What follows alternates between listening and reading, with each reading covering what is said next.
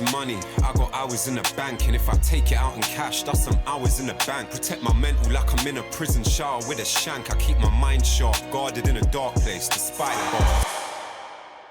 Season 1, episode 1. Have I told you the name of the podcast? Nah, you haven't, to be fair. Can't Stop, Won't Stop. Okay. What do you think? Yeah, it's not too bad, especially what we're going to be talking about today. So, I get it. So obviously, appreciate you coming on. Yep. And introduce yourself. My name's Tash Jordan. To be fair, I got to thank you, for even acknowledging me to be the first guest of your podcast. So a real honor, man. So to be honest, it was a no-brainer. With the concept of what I want to do with this, yep. And even the title, Can't Stop, Won't Stop. For me, it's important to shine a light on people I know personally. Obviously, there's a lot of other people, but people I know personally that have basically dedicated their life in a certain industry and have faced obstacles and overcome them. You get me? A lot of people don't realize how difficult it is when you're trying to pursue something and you've spent your whole life trying to pursue something. A lot of people obviously work 9 to 5s and are juggling, you get me, whatever else is going on in their lives, as well as trying to pursue a dream. You get me? So it was a no-brainer for me, man. Yeah. And that's what Too Red to Die is about as well. You get me? So yeah. Thinking back to, obviously, you're one of my close friends. So I've known you from 10 years old? Yeah, 10. Yeah, that's crazy. Do you remember how we met? You know what's mad? I'm sure we met before football though. Yeah, but you don't remember? We were studying for SATs. Yeah. Year 6. We got a mutual friend. Yeah. Obviously we both lived in the same area anyway. Yeah. Acton. But then from after that, it was just easy to gain a relationship from there. Obviously back then, football was a decent place to meet new people and stuff. So yeah, 10 years old, yeah, crazy, man. So I remember meeting you from the tutoring. I think we was getting tutored by our mutual friend's mum, and then you ended up at my football team through someone. You come with someone, innit? Yeah, Albie O'Sullivan. You come with Albie? Yeah. Right. Named me up. Yeah, I had to there, man. I had to give him a little shout out there. Pick up Albie. He brought me to my first team. So, obviously I was playing football from young, from the age of 3, 4. Me and my dad used to do a little kickabout in Southampton Park, just working on the fundamentals and that. From 3, 4? Yeah, man, early. You had to get the left foot sorted out from early, man. It was either that or boxing, but I was too much into football, and it was fun at the time. So it was fun for you, because that's something I was actually going to ask you. I don't think I've ever really asked you, obviously knowing that you play ball, whether you felt it, you've actually enjoyed it. Yeah. Yeah, from when we was young, it was fun. It was to be honest, for me, I'm playing with my friends. I was just playing with my friends. I mean, I did care what the score was, but, you're getting fit, you're being sociable. It was just fun. You're learning new things every day.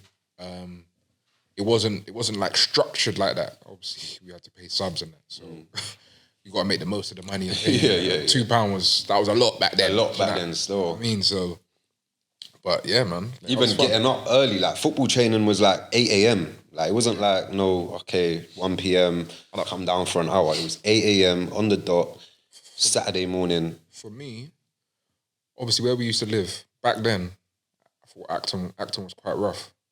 So for us to be doing that from early, we got to give thanks to our parents and stuff, because I felt like that helped with our discipline. Yeah. That helped with our discipline. Staying out of trouble, while people are, running on the blocks, early doors, Saturday morning, we got our football bags on, got the shin pads, and I feel like they knew that we weren't about that. Yeah. You know what I mean? That's something to do. You know what I mean? Somewhere. Yeah, so I think that helped within that as well. But it was all fun and games, man. all fun and games. So that was like, obviously, we're 10 years old, 11 years old, playing for the same football team. When you now, I don't know how it was before then, but when you are now like clearly levels ahead of people in the football team, was it still fun for you, or did you start to feel a bit of pressure? At that age, Yeah, because let's have it right. Like at that age, you was levels, you get me, above everyone else. So, like, was you waking up like, oh yeah, I'm just gonna go see my mates play some football, or was you waking up like, I gotta get 2 goals today and I gotta do this? oh, that's a good question. It was still fun. Like I felt like I was a very confident kid. Anyway, I had confidence in my abilities. I felt like my teammates did, my friends did. I knew I was confident. I was so confident that I knew there was no pressure because I knew I was going to do something without being big-headed or anything like that. Like you know me, I'm humble as pie with custard on the side. You know what I mean? But I knew I was going to do something. But it's later on now when I'm getting a bit older. Certain people are watching now. I'm thinking, oh, I gotta perform. Yeah. You know what I mean, so as I got older, I felt like the pressure increased a bit. Okay, that's interesting still, because obviously, like, at that point, so I think we're like getting on to 12, 13. Obviously, we went to the same high school as well now, so we're playing for the same football team. We went to the same high school, secondary school, whatever people would like to call it. And I think at school as well, like, there's certain things, certain like hobbies that would kind of make you a bit more popular, you get me? I did music, you did football. We know people that act, that do all kinds of different things. And roughly around this time now, you get picked up for QPR. Yep. And now, for me, like, from the outside looking in, when you're at school and you're getting picked up by a big club, that's like doing music and getting a record deal, you get me? Like, it's not nothing small. And I remember the school even celebrating it, like putting a picture of your kind of like scholarship or whatever it was, picture in the newsletter to take home kind of thing. Yeah. So how was that for you? Like what was that like? Obviously, you've gone from playing Sunday league with your friends. It's fun. Now you're getting scouted. Like, what's that process like? So obviously, we was playing for the same team for Acton. We were winning a few games, good performances, and then there was one particular game played against White City. I thought you were going to say North Greenford. It's White City. White City semi-final. Okay, yeah. 2-0 down, and then I scored a hat-trick, 3-2. And then, obviously, you know, some people just wear football tracksuits anyway, like walking around. Yeah. One guy was wearing a QPR tracksuit. I didn't think anything of it. Like, to be honest, we're little kids. We're not even really thinking about that. We just want to play the game. Do you know what I mean? And then you were speaking to my mum after, and then invited me. Tom O'Connell, his name was, the scout. Invited me for a 6-week trial.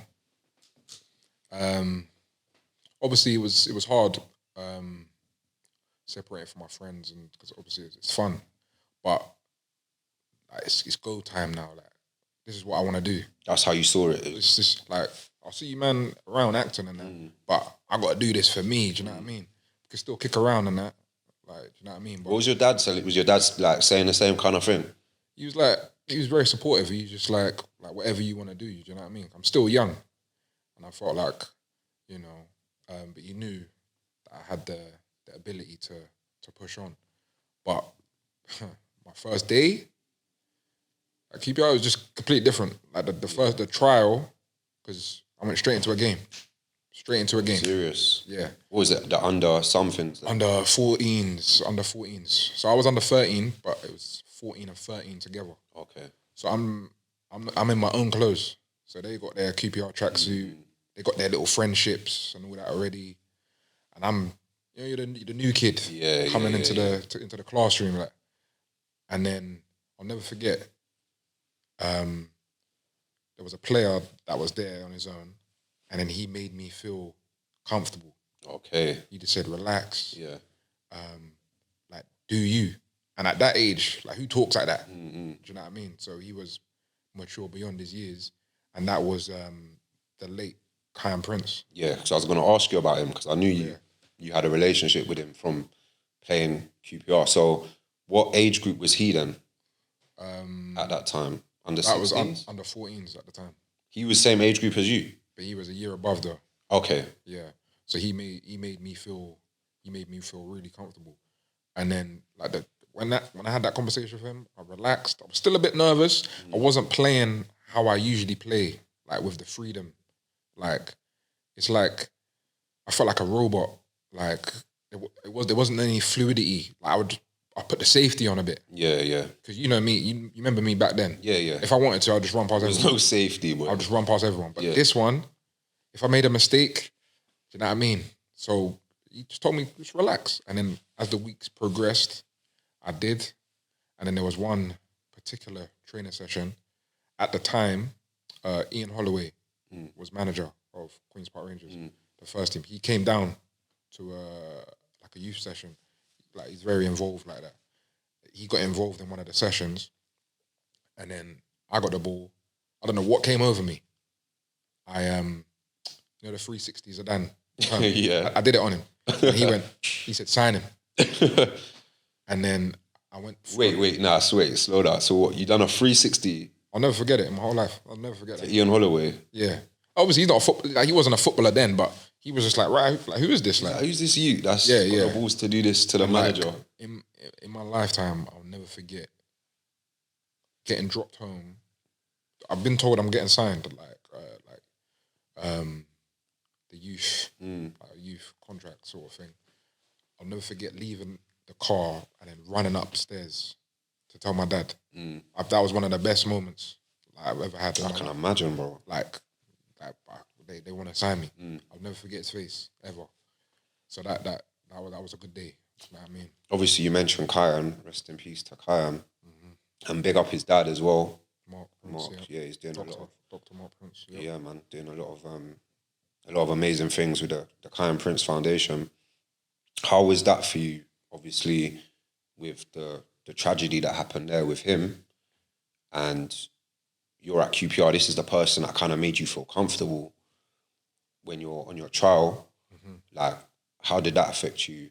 And did it affect you in other areas of life? Like, did it affect your football game at QPR? So at the time I was 14, and I've never experienced death like from someone similar to my age. Yeah. My granddad passed away, my grandma passed away.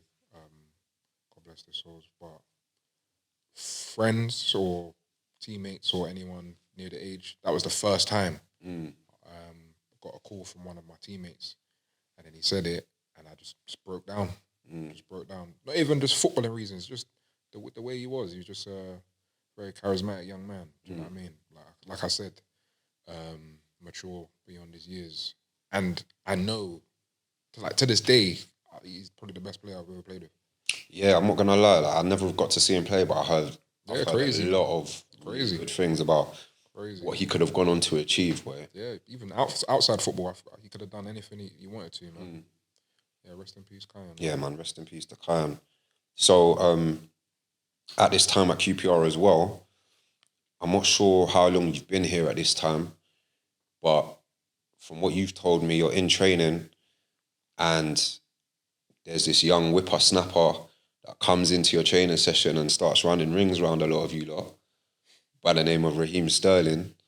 So what was that like as well for you? Like, knowing where he's gone on to now, what was he looking like then? Was he technically good? Was he just fast? So I'm 16 at the time. This is where my injuries kicked in. So like, he's really small. He's got caneros and all that. Like, confident. Like, I thought I was confident. He's confident. So I'm thinking to myself, he can back it up. Do you know what I mean? So obviously I'm doing rehab and stuff like that, and it's mad because I felt like that summer, that's the first time I've properly seen him. I felt like everyone was getting a bit like toned up, muscular, because every session you had to do like 100 push-ups because you're letting this young kid run rings, like racing, football drills. Like he's number one. So that's the forfeit if you don't win them drills. Yeah, good player, man. Like back then, great player from what I saw, and I think he's not doing too bad now. Innit? I think he's doing all right now. Yeah, I think so. So, but you were in under 16s at this time, and he was in your training sessions, and he was how old? We're gonna go 13, 14. So how did it work? So I think it was about 14. My injuries started to kick in. 14, and like you mentioned before, the like the school announcing like QPR and stuff. So if we're going back to pressure, the fun's out of it now. For me, it's just pressure. Like the fun's out of it. I feel like the newsletter was good, but now flipping out, like this is on my back now. Like, and for me, I don't really say this too much, but at school, like, I enjoyed high school and stuff, but I didn't really like being known as just a footballer. Oh, you know Tash? Yeah. I'm a smart guy. You know what I mean? I can correlate a few words together. That's weird. That's actually weird for me to hear you say that, you know? Like, it makes sense now that you say that. Yeah. But, like, for me, like, from the outside, like, in the area we grew up in, like, there's an aura around you get me? No matter who we bump into, I might know someone and I don't even think that you know them. And they're like, oh, what? Tashawn, yeah? Like, and you lot will chat about a ball and you've known them through football. Yeah. And at school, like, it was very much the same. Like, everyone in the years above, the years below, knew you as a baller. Yeah. But to hear you say that, that's not all you kind of wanted to be known for. Yeah, I mean, don't get me wrong. Love the game. I wanted to do it. And because of that, I didn't take school that serious. Because I assumed, it's like I thought injuries didn't happen. Like, do you know what I mean? Like, my grandma always used to say, always have a plan B. But I never had one because I didn't want it to distract plan A. Yeah. Plan A was football. Do you know what I mean? So I kind of messed up with this. Like, I done all right in school, but I could have done much better. Do you know what I mean? But like, there's much more about me than, like, you can't play football forever. You gotta have something about you after. Do you know what I mean? But I just felt like if I wanted to try something new, it's kind of like, what? Do you know what I mean? Like, yeah, I can do that. 'Cause obviously, you know, I like poetry, innit? yeah. We spoke about that. I like poetry. I like words. Do you know what I mean? The moment I tried that, I'm getting ripped. Yeah, Left. but the age that we're at, though. Oh, 100%. 100%. Can't just turn around and just pull out a poem out your back pocket. 100%. People know you. No one's ever seen you into poetry. But he like I'm taking a poem out of my shin pad or something. Do you know what I mean? Like, but this is when I'm about 14, 15. This is when we're all growing into ourselves. Like we're trying to decide who we're gonna be. Are we doing the roads? Are we doing the sports? Are we doing this? We want to go to college and all that. So football was my thing, but yeah, the injuries. That's when it started from about 14, 15. So, like, hearing you say this stuff, like, it sounds like it kind of might have taken a negative effect on your mental at that time. Like, because it was kind of blown up in school, and it was a big deal, but now you're having repeated injuries, and you're probably looking at your peer group at that age at QPR, and they might be going on to do good things or whatever. And this is something that, like, I imagine as a footballer, injuries, it's like it's out of your control. It's not even like, like, if I just work harder, I won't get injured. Like, depending on where you get injured, it can always come back. So, like, how was you dealing with that? So, I had bad knee injuries from the age of 14. I had growing pains, something called Osgood scolitis, and then I had tendonitis at the same time. QPR had to pay to get injections in my knees, both my knees. And it's I can't lie, man. It's a lonely road. Like it's a lonely road. On the outside, like I'm Mr. Bubbly and that, but I still gotta go home by myself. I still gotta go to the gym by myself. I still gotta like swim by myself or whatever. Like I'm in my thoughts on my own. Do you know what I mean? And at that age, 15, this is where, okay, you getting a scholarship or not? This is it. It's like make or break. This is it. 15, 16, you getting a scholarship? Oh, Tash, good player, good winger. But injury prone though, is this gonna happen? Do you know what I mean? So I'm worrying about that. Everyone's got their little social groups. There's banter in the change. Like when we get to the training session in Harleton, you go to the change rooms where everyone's sitting there. Usually I'm the banter guy. Do you know? I'm in the middle. Like, yeah, if there's a new guy in, I'm injured now. I can't say nothing. I'm in the corner. Yeah. Like you got to get in their boots on. I got to put my trainers on. So social dynamics even change now that Yeah, that's it, man. Like, and at that age, you're just like, do you know what I mean? So I was out for 2 years, but because they rated me so highly, they kept me on like a non-contract, which was good. Like they got faith, Yeah. and they're waiting for a comeback. Some could say that might even increase the pressure on you, don't know. Yeah, it did. But I was on it, man. Like I was on it. Do you know what I mean? I don't know if you can see in the video, yeah, like what we're recording now. If you see my body language just changed. Like my arm was up there, I was relaxed. Now it's a bit, do you know what I mean? It's a bit real now, do you know what I mean? So I'm out for 2 years. I'm finally back. I'm back.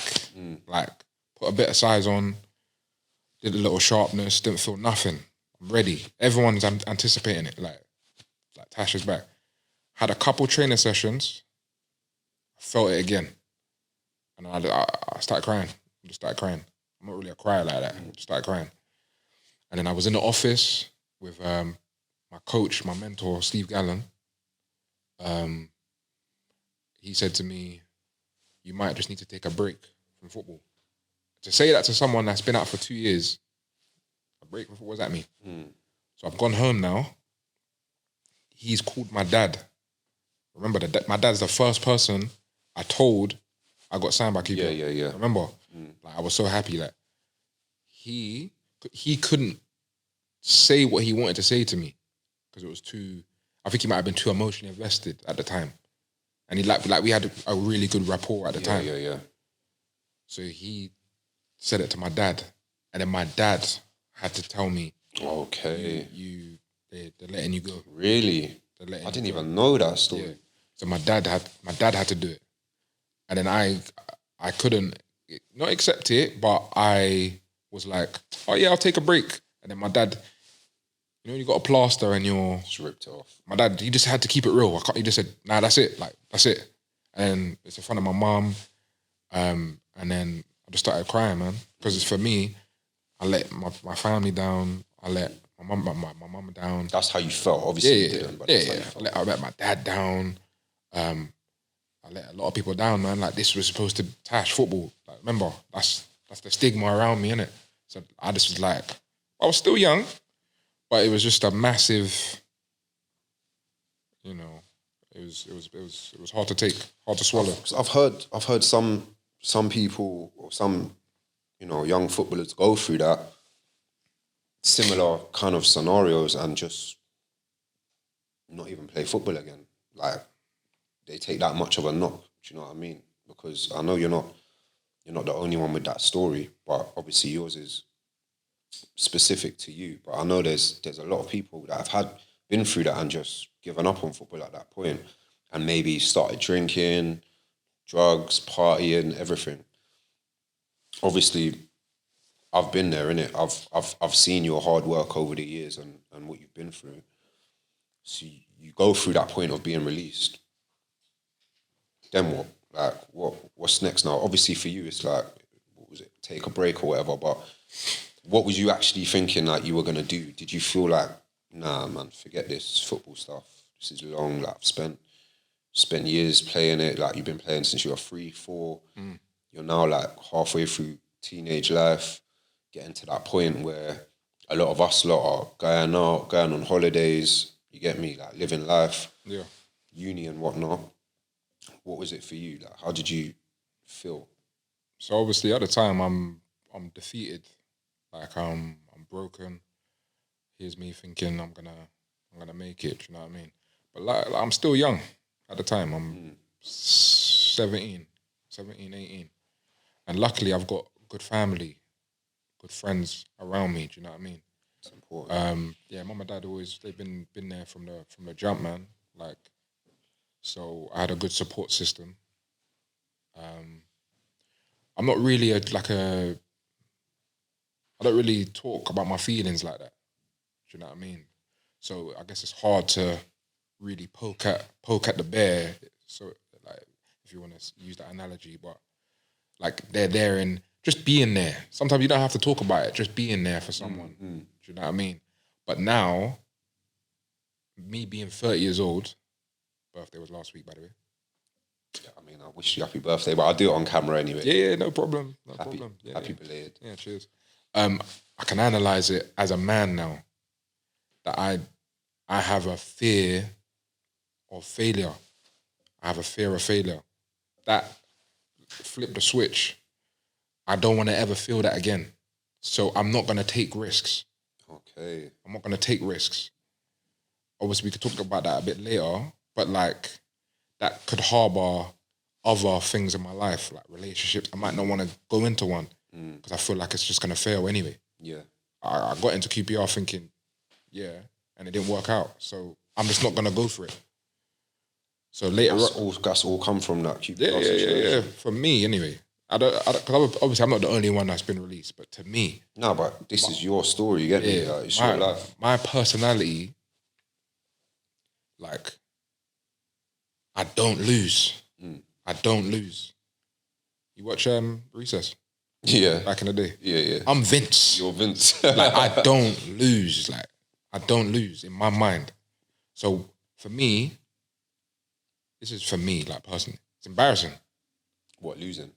No, like, me getting released, it was embarrassing. Oh, what's QPR saying? And me having to repeat that so many times to people.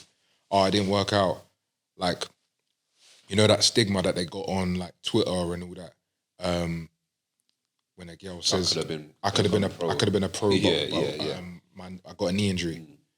I'm not gonna lie, I like the tweet, but that cut, of course, that cut deep. Of course, that cut. I was like, flipping hell. I mean, it's true. A lot of guys do say that, but they don't know what happens in like mentally. Do you know what I mean? But at that age, still young. I'm still driven, man. Like I can't lie to you. Like I'm still in acting around that time. I'm not built. Wasn't built for the roads. It's just not me. It's not who I am. We know who we need to know and all that. That's just not me. Do you know what I mean? So that avenue's closed off. I'm still in love with the game. Still watch it all the time. So I'm still in love with the game. I still want to pursue this if I can. If my body will let me, let's go. How'd you go about that at that time? What's next? Like what? I let my body heal, man. I let my body heal. Like the rehab, it was intense.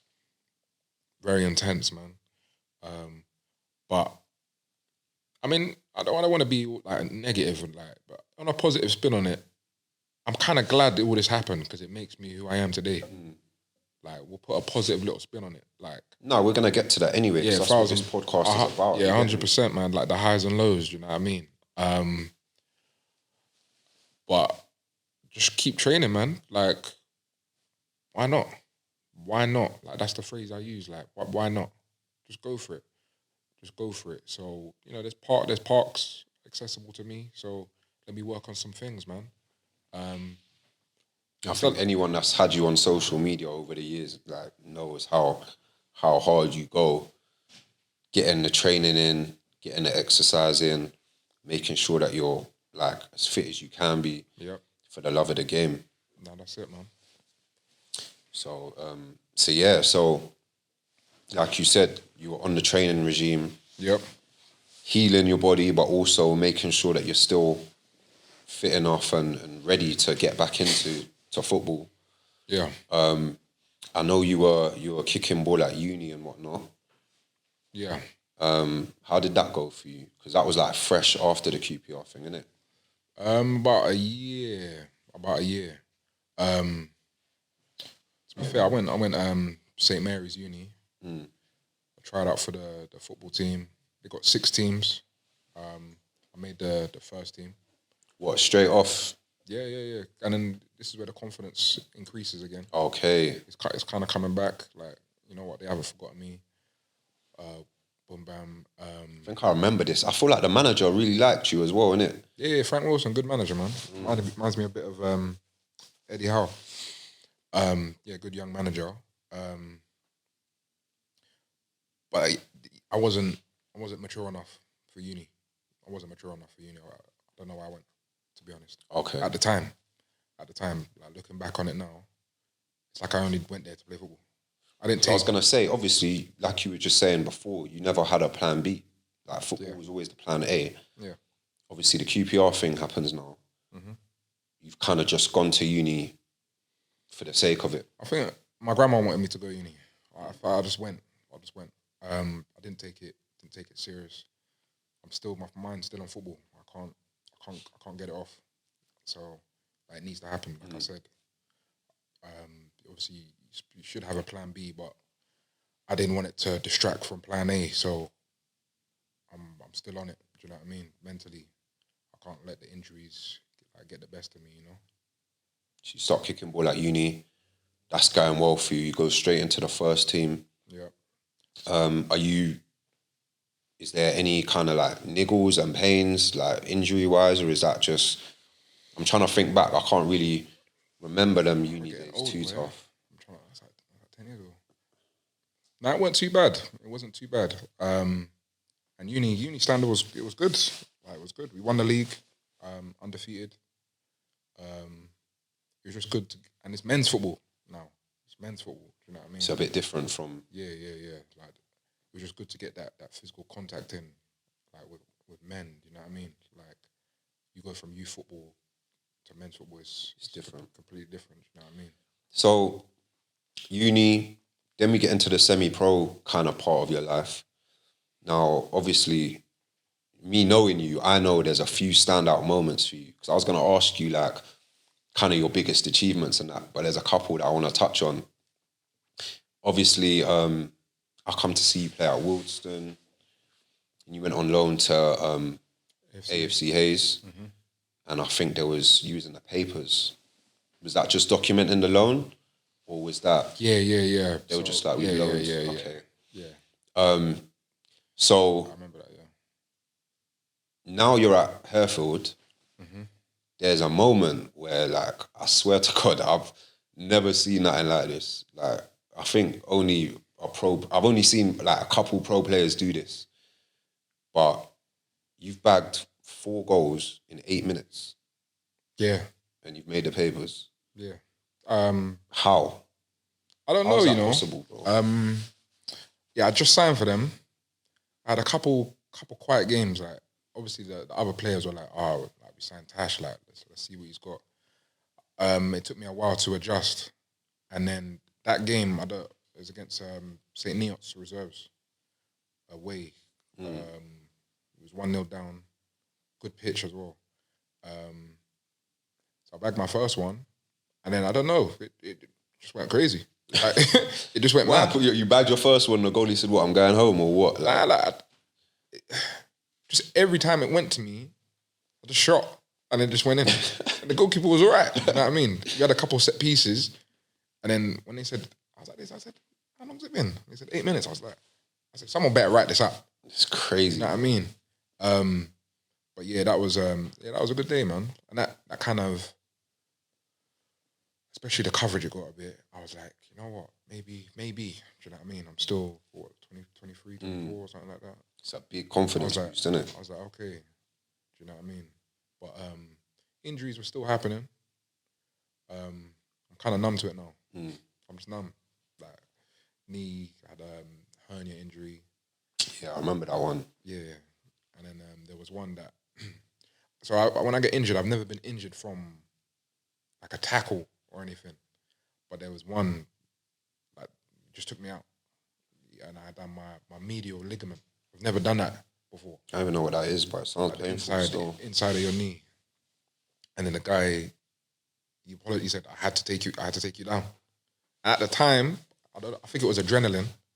I got taken off, but it didn't seem so bad. But when I got home, it was swelling up, and then I think that was the first time I said, maybe this football thing, maybe it's just not gonna happen. Really? That's why I said, you know what, maybe not.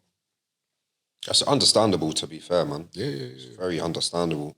I was gonna ask you, like, going into semi-pro, is there like a preconceived perception? Like, because I noticed, like, with that level of football, like, people know when a player's come from like an academy or been in an academy. So are you going clubs and they're treating you maybe a bit different because you used to play for QPR, or like back then? Yeah. Like when you first get into these clubs. When I went to Waterstone, yeah, they don't care. Which I liked. Because a lot of them did. That's nothing. Do you know what I mean? That was my first taste of men's football. Gordon Bartlett was manager. And again, I felt like the first time I went into QPR changing when I was young, I was a bit like... on the block. Yeah, nucleared on the block. Like, you're not special here kind of thing. Yeah, like, QPR, what's that? Do you know what I mean? And these are grown men now. They're like, you know what I mean? They don't care. And they're good, do you know what I mean? So we played a couple pre-season games.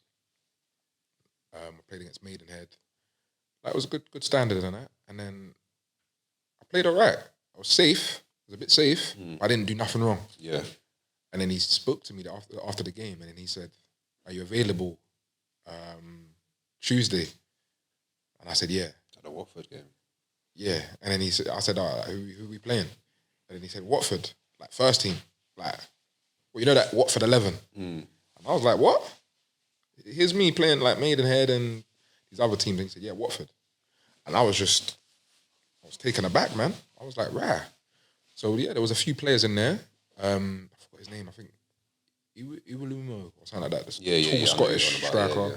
Mark Yeats or something like that. Good player, man. It was just a good experience. But yeah, I always remember that, man. But yeah, this the you used to play for. Nah, that doesn't matter. But when I was at Hayes, the Wildstone name kind of carried. Okay. The Wildstone name carried a bit. Like, right, I didn't play that much for Wildstone anyway. But because you were on loan from there, I guess. Yeah.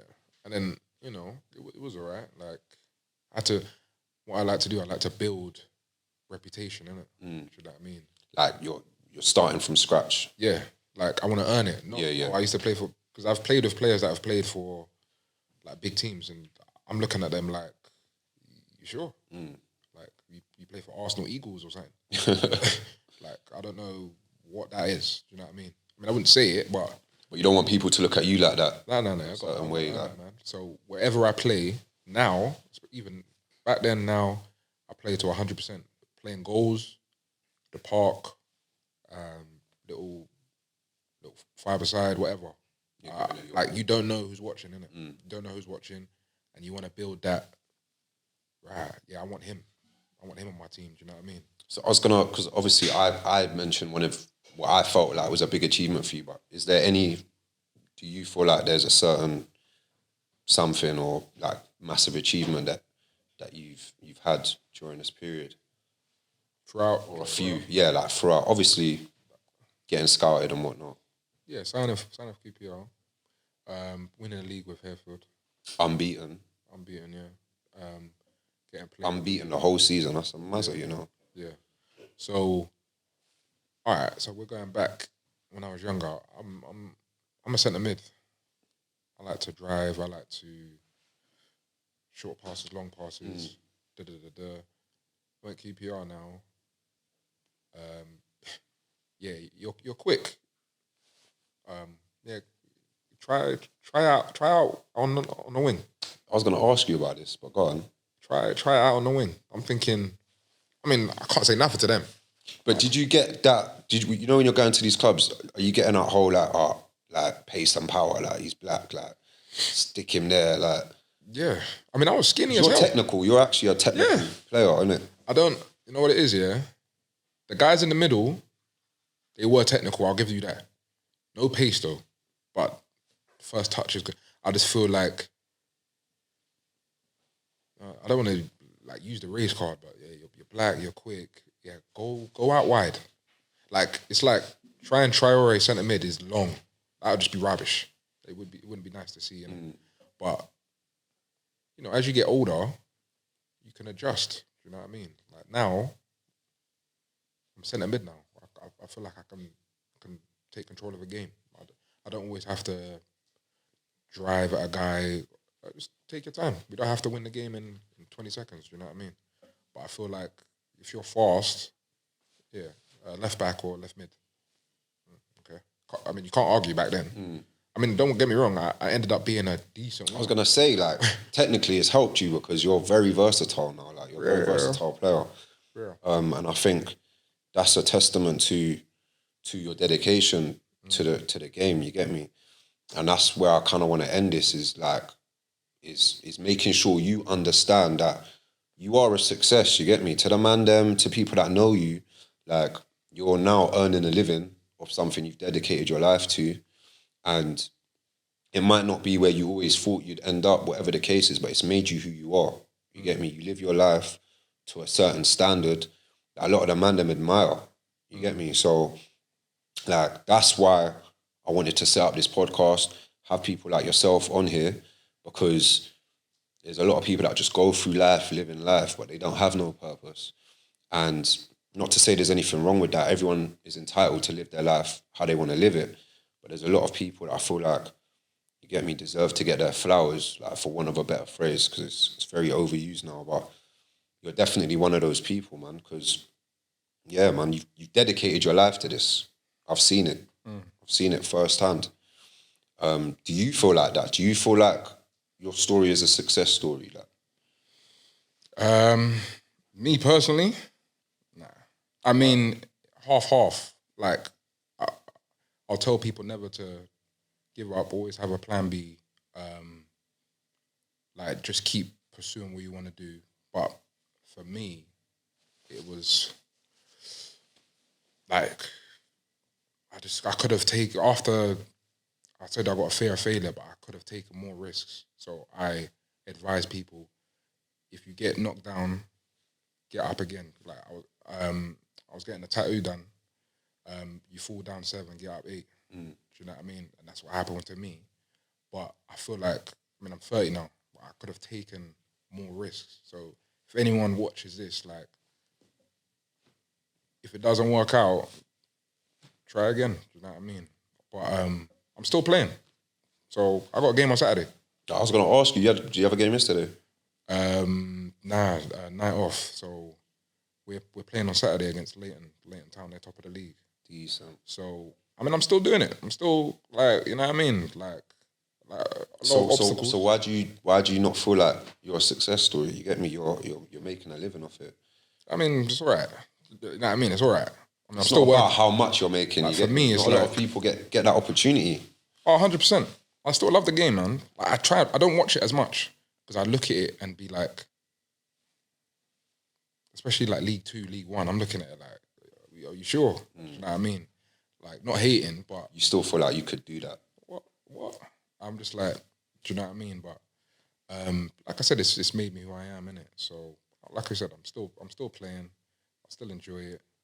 But, I talk to a lot of the youth on my team.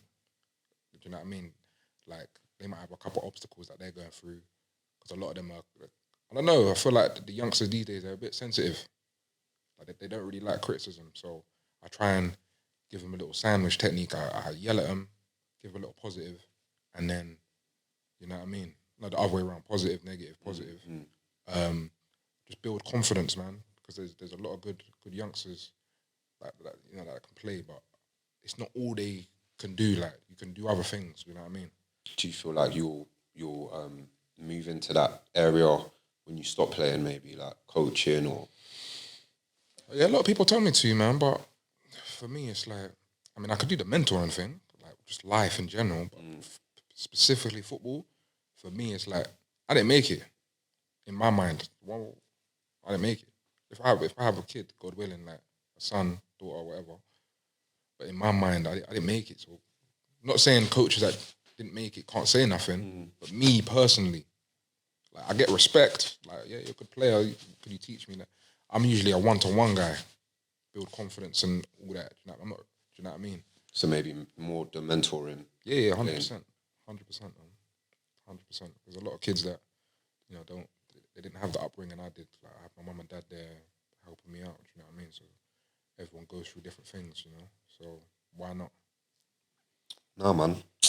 I appreciate you coming on, bro, and chatting to me, because even though like you're one of my close friends, like there's a lot of stuff we ain't really spoken about. I ain't asked you about.